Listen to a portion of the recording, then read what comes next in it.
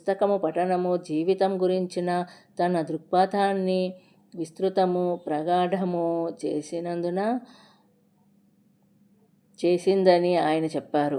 ఆ తర్వాత వివేకానంద సాహిత్య సర్వస్వంలోని 3 లేదా 4 సంపుటాలు అతడికి లభించాయి. తర్వాత సోదరి నివేదిత వ్రాసిన మొదలైన the masters I saw him మొదలైనవి దాదాపు ఈ కాలఘట్టంలోనే మాతృమూర్తి శ్రీ శారదాదేవిపై స్వామి అభేదానంద రచించిన అమరమైన స్తోత్రము ప్రకృతిం పరమాం అభయాం వరదాం ఆయన కంఠస్థం చేశాడు. ఈ సమయంలోనే భగవదాభిముఖమైన తీవ్రోద్వేగము మానాభిముఖమైన ప్రేమగా తత్వాంతరణ చెందడం అనే ఆయన జీవిత మార్గదర్శక తాత్విక బీజాలు నాటబడ్డాయి. పై ఉక్తి ఆయన పలుకులే.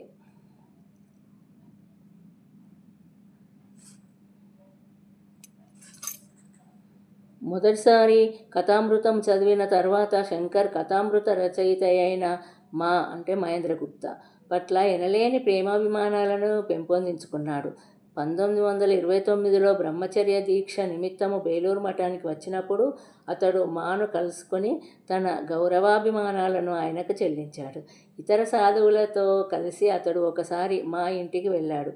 వారు మాతో 3 గంటల సేపు గడిపారు.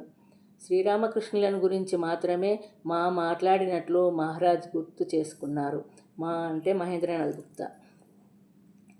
శంకరుకు 12 లేక 13 ఏళ్ళప్పుడు ఒకసారి తల్లి సమీక్షంలో ఒక వ్యక్తిని తిట్టాడు. వెంటనే తల్లి శుతిమెత్తగా ఖండిస్తూ, ఇలా వద్దు నాయనా, నీ నాలుక సరస్వతీదేవి ఆవాసము, ఇతరులను తిట్టి దానిని నీలపాలు చేయకు. ఆ సలహా తన మెదడులోకి హృదయంలోకి సూటిగా వెళ్ళిందని అతడు చెప్పాడు.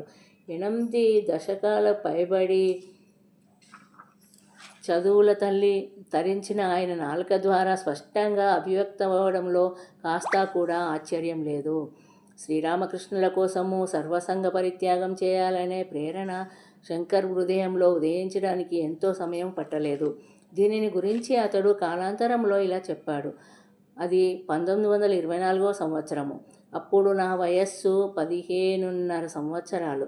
రామకృష్ణ సంఘంలో చేరడానికి అవకాశం కోసము నేను ఎదురు చూస్తున్నాను. 1926లో హై స్కూల్ చదువు పూర్తి చేసి షార్ట్ హ్యాండ్ టైప్ రైటింగ్ నేర్చుకోవడానికి త్రిశూర్లో ఒక టైప్ రైటింగ్ సంస్థలో చేరాను. అందుకు కొంత రుసుము చెల్లించాలి. ఇంట్లో నుండి 3 రూపాయలు పుచ్చుకొని త్రిశూర్ వచ్చాను. రామకృష్ణ సంఘంలో చేరాలని అక్కడి నుంచి మద్రాస్ రామకృష్ణ మఠానికి ఉత్తరం రాశాను. మద్రాస్ మఠంలో ఖాళీ లేనందున మైసూరులో కొత్తగా ప్రారంభించిన ఆశ్రమంలో నేను చేరవచ్చునని ఒక బ్రహ్మచారి జవాబిచ్చాడు.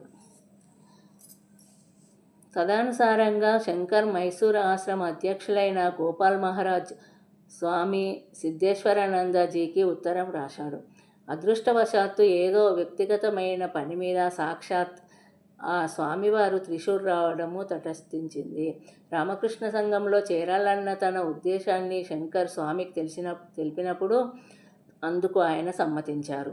కానీ త్రిశూర్ నుండి మైసూరుకి ఊటీ మీదుగా ప్రయాణం చేయడానికి సరిపడే డబ్బు ఉందా అని ఆయన సంశయించారు. ఇంతకు ముందే చెప్పినట్లు శంకర్ వద్ద కేవలం 3 రూపాయలు మాత్రమే ఉన్నాయి. అదేగాక బంగారు చెవిపోగులున్నాయి. ఆ రోజుల్లో బాలురు కూడా చెవులకు పోగులు ధరించడం కేరళలో సంప్రదాయం. ఆ పోగులను అమ్మదలుచుకున్నాడు. కానీ ఆ రోజు ఆదివారం కావడంతో దుకాణాలు మూసి ఉన్నాయి.